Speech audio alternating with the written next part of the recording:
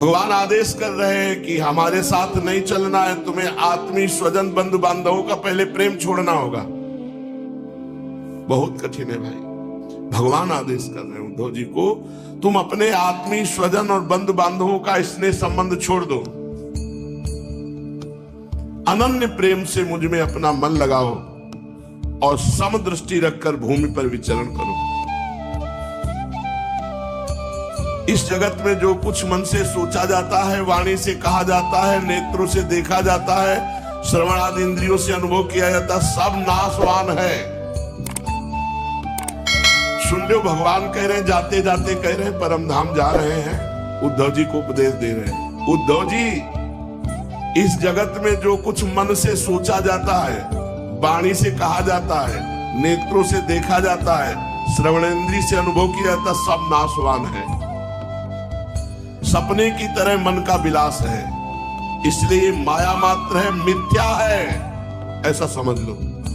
पहले कहा अपने आत्मीय स्वजन बंधु बांधवों का प्रेम छोड़ो, मेरे में अनन्य प्रेम करो, और जो मन से सोचा जाता है, वाणी से कहा जाता है, नेत्रों से देखा जाता है, श्रवणादि इंद्रियों से अनुभव किया जाता है, सब नाशवान है, सपने की तरह मन का विलास है, माया मात्र है, मिथ्या है, ऐसा समझो।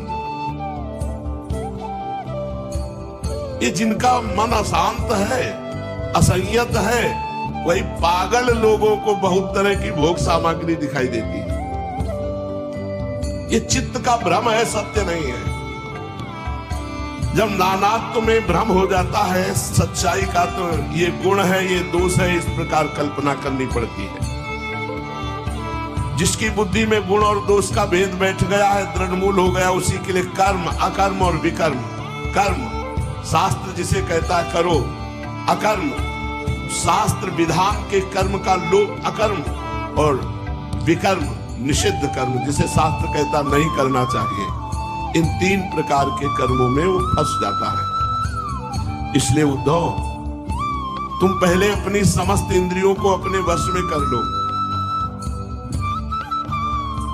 बहुत कठिन है, इसीलिए कहते नाम जप करो, नाम जप।